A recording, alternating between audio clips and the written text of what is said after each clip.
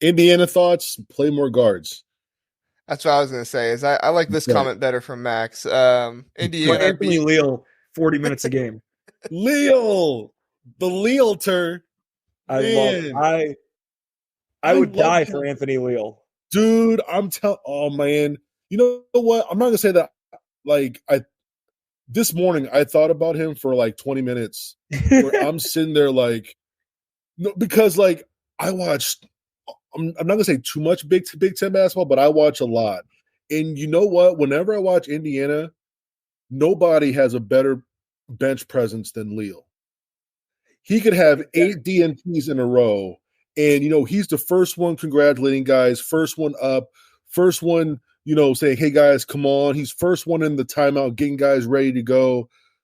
And it's no shock to me that when he got his moments, that he's been able to produce. And not just from like, hey, he had some shots. Yeah, but, he understood his assignments. He was still in shape. I didn't think at any point in time he was too tired out there. You know what I mean? Some guys, they're not playing. They're like, you know what? Why do I have to, why do I have to work hard still? Like, why do I got to do this? This is dumb. Da, da, da. But how he was able to really approach every game the same way. He was always dialed in, always dialed in. And that has a lot to do with him, his parents, his family, the people who are close with them. It's so much more than just him. Like there's so many factors that get someone like that to perform despite being kind of shoved in the locker for the most part.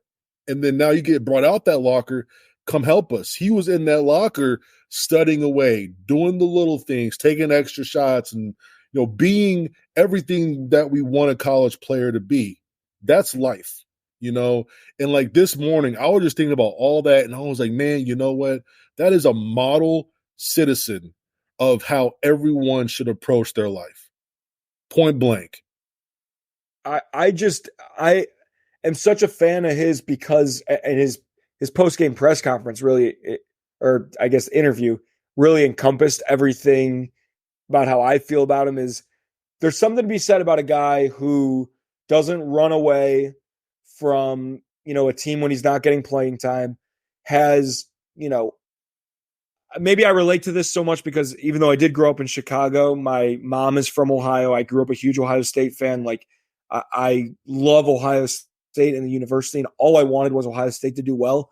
And Anthony Leal, like just a Bloomington kid who he's never going to transfer out of Indiana, No. and he Mr. Basketball in Indiana. He's clearly good enough to get some tick, right? So the fact that he wants the best for the team, wants the best for his teammates, and it's a testament to like the prepared guys are not lucky guys, right? He was ready for when his number's called because he doesn't want to let his team down. At Ohio State, we called that competitive excellence. When when you're needed most, you're able to give your very best. And Anthony Leal is so impressive because he's like a running bit or like a joke with Indiana fans. Like maybe Anthony Leal can save us, right? The Indiana kid, like, he's got the mom and pop NIL deals for local pizza shops and right. Like, but he is what college basketball is all about. The guys that would die for their university and die for their teammates and care more about winning than anything else. And, I'm not the biggest Indiana fan in the world. When I shoot a lot of threes, they shoot no threes, so it's hard to love Indiana. But man, Anthony Leal is hard to root against. It's just he's hard to root against. Maybe impossible. My in-laws are huge IU fans, have been all their lives, and they know Anthony Leal's parents, and they met Anthony Leal a couple times, and I mean everything you guys are saying, just like magnified based on what they said as well. It's like he is just the most stand-up kid, one of the best kids you ever meet, and everything you guys saying about just like he would literally die for Indiana. a university because like he just loves them that much and he loves playing for this team. I was concerned when Malik Renew went down in this game early. I still am concerned because I want to see Malik Renew keep playing this year. But seeing Anthony Leal have the game that he had, 13 points on 21 minutes, 7 rebounds, just fantastic game for him. I was so happy to see that happen. And if Malik Renew is down for an extended portion of this year, because he was on crutches at that game, are you concerned for Indiana moving forward without him? I'm not concerned. I'm not concerned more. I've always had a heavy concern for Indiana, even when they had a nice record. Something just didn't gel with me with how they did their rotations and their lineups and all that. But Renew has been arguably the best power forward in the Big Ten this year. I will put Dawson Garcia up there with him. I will put Coleman Hawkins up there with him. You can pretty much argue those three in terms of like who's been the better one. Depends on what you value. Like, hey, do you value versatile bucket getter? You probably go with Dawson. If you value versatile on both ends, Swiss Army knife, you go with Coleman. If you want to value just a dude who could just give the ball on the block, go to work, throw some dimes here and there, leader, you go with Renew. So pick your flavor. It's going to be tough not having someone who you can kind of get the ball to go get you a couple points. Yeah. That's probably the hardest part. The good part, not the good part, but the positive part, if he's out for an extended period of time, is that they've shown to almost be better when they're playing with only 2 posts. I'm counting Mackenzie Mbako not as a post, but he is a 4 naturally. Mm-hmm. You're no longer going to have Mbako chasing these little guards around all these screens and tiring them out and messing up his legs and all those things. Having him at the 4 and playing your 3 guards in a rotation, I think is going to be a positive. And I think with Kel'el Ware back, you have someone who can protect the basket. If someone gets by your much faster lineup, going to be a lot faster with 3 guards. With Trey Galloway at the 3, like you're quick. Trey Galloway is quick. He's strong. He's not small. He's like 6'5", 200, 6'4", 205-ish. It's a bigger dude, athletic. And then just have Gabe, X, Trey. Then off the bench, you come with Leal, come with CJ Gunn. And then at the 4 and 5, Winden, Anthony Walker, maybe some Caleb Banks at the 4. Sparks, play him at the 5 some. So I think from a lineup standpoint, I like the lineup. I'm more positive about the lineup. I hate the fact that if they're going to be out, Renew a while, that sucks. But from a lineup standpoint, I don't think it's as bad as people think it's going to be. I really don't think so. Yeah, that makes sense. Shap brings up the next point I was going to ask, and Joey, I'll ask you. Don't forget Gabe Cupps. I mean, do we think Gabe Cupps fits into that starting lineup, or do you think Anthony Leal's earned it, Joey? Well, I mean, I'd love to say Anthony Leal. Anthony Leal is so selfless that he probably is in the locker room right now saying, "I want to come off the bench, coach. Put Gabe Cupps in the starting lineup." He's probably better coming off the bench. He probably is. Game, settling his nerves, knowing it's different now because now he knows he's going to play. Yes, exactly. Yeah, it's a much different mind. He's not on scout team anymore, killing. Like, no. You're playing defense for half an hour, not getting buckets for 23 minutes, Anthony. You're playing 23 minutes. Exactly. Well, he might be if X is out.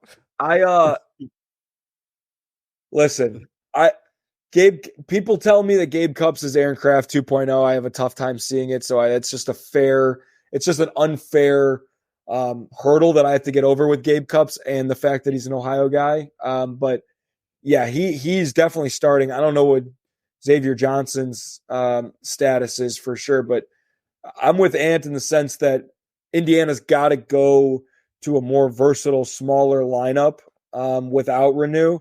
Just sucks that it is Renew because Kel'el Ware is great. He's the best NBA prospect. He hits threes, he blocks shots, he dunks everything. That dunk he had last night was unbelievable. But Renew is the best all-around college basketball player on that team. I watch every Indiana game because my roommate is a psycho, like every Indiana fan. But Renew is a rock. Like, he is the rock. Like, you can bank on Renew being able to go over his right shoulder and get a bucket whenever you need him to. So for a team that struggles to score in a lot of different ways already, not having your rock, I think is definitely an issue. Is Mike Woodson capable of getting incredibly creative on offense? I don't know. They also aren't a team that, and now that I'm saying this, they'll probably make 14 threes against Ohio State, but they're not a team that's going to get hot all of a sudden and beat you from the 3-point line. So I'm just a little worried if I'm an Indiana fan about where the buckets will come from. You can only, like, Kel'el Ware can get you 17 a night, but his 17 are in part because of Malik Renew. So, he might be able to get you 20 still, but that means he's got to make a couple threes. That means he's going to have to get out in transition. Like, they're going to have to play a different style of basketball than they've been playing, which, to come full circle on what we've been talking about, maybe that's a good thing that they play a different style of basketball. So, Indiana is like how I used to look at Kentucky and be like, how is Coach Calipari one of the best so-called coaches in the country, and he plays 7 bigs at a time if he could? I just don't get it. So I don't get why Indiana plays they have no choice maybe, but now they have Anthony Leal, so maybe they have a choice all of a sudden if everybody's healthy. So I don't know. Indiana is very interesting. Eventually they're going to have to win a big game. They had to beat Iowa. Eventually they're going to win a big game. That's just how it works at Assembly Hall every year. So who knows when that'll be, but they desperately need it. I mean, I'm looking at the screen right now, 0-7 in meaningful basketball games, essentially, is how I look at quad one. And like, the fact that they can't get it done is, I think there's a few reasons, and I don't think losing Malik Renew solves those questions. Yeah. They almost beat Kansas. I mean, Indiana's the king of almost wins. Talk to any of their fans.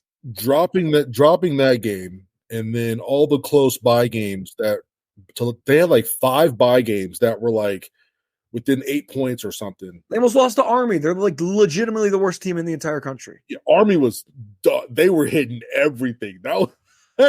Robbie Hummel was laughing on the broadcast. He was laughing. I vividly remember that. Army had like a 6'8" guy, like from Indiana. His dad played for Indiana. Was there. Yeah, that was a fun game to watch. They had a point guard in his 3rd game ever in college basketball. Like, he's from the academy. He took a 5th year in high school because he had to in order to play for him. And he had 20 points in the first half or whatever. I mean, it's just a little white dude, right? Yeah, a little short ginger guy. It was awesome. He was killing. Killing. And I'm sitting here. Listen, my worst trait as a fan, and definitely as a so-called Big Ten analyst now, is that I have a hard time rooting for the Big Ten in non-conference games, just because I feel like I'm still so close to it that, like, I don't want my enemies to succeed. I know that's not. I'm removed. I know, and that's good, and I'm getting there. Like, I'm getting 100%. Like, I love Northwestern. Like, I get it. Like, I'm getting there. But man, when Indiana is at home and in a dogfight with Army, how in the world am I not supposed to root for Army? Yeah, but you know what, bro? You know what? You're gonna get there the day when someone talks junk about Michigan, and you're like, "F you! This is my Big Ten. You talk about my Big Ten like that?" And then I'm like, "Wait, what did I just say?" Yeah, you're gonna be like, "Well, hold on, what?" You're gonna get mad. Doug McDaniel's not a top 10 point guard in the country. Exactly. Like what? Wait. Michigan. What do you mean? They went to the national championship and lost to the best team maybe ever in Villanova. And then it's like, wait, no, hold on. I was rooting for Villanova in that game. I've got a lot of Big Ten pride, man, and whenever I feel that like a Big Ten team loses and the other teams like talking about them, and I'm sitting here like looking at their conference, just trying to get anything back on them, anything I can. It's like, I'll go back 40 years. I'm gonna get you. Like, you know what I mean? I definitely have Big Ten pride, and I definitely root for the Big Ten in games that make the conference stronger, right? Like I'm not going to root, like when Indiana played Auburn, for example, like I'm not rooting against Indiana in that game because I want the Big Ten to be a better conference, right? Right. But now it's, there are other examples that are completely different, but it's just so, it's a weird dynamic. And maybe it's the Ohio State fan in me, because especially in football, like I'm not rooting for Michigan in the college football playoff. Like people are like, you gotta root for your conference, like in these bowl games. Like, I'm sorry, when Iowa was playing Tennessee, I didn't care who won. I just didn't care. Like, it's just tough. I don't know. Maybe it's because I'm an Ohio State fan who has so much, like, fortunately, I have so much to look forward to during the football season that I don't need to root for other teams. Right. I don't know what it is. I just can't get myself, definitely not in football. In basketball, I'm coming around, but I don't know. I have a hard time with the whole root for your conference. I have pride in the conference, and I don't like when, back 3 or 4 years ago, when there was a real debate on what's the best basketball conference in the country, like I was all in on the Big Ten. Like, I'll give you 30 reasons why. Like, we got Michigan, we got Michigan State, Have you watched the game? This is real basketball. There's defense being played. Exactly. Physical, men. When it does come to football, I don't understand it enough, so I could be a fan almost. In basketball, like I'm like fan second to third. My thing is what just happened. I got to explain to about 1,000 people what just happened, why it happened, why it was called, why it wasn't called. Like I don't know, like the way that my brain functions during like Big Ten basketball games is totally different. I watch the ACC play. I'm like, F Duke, I hate you.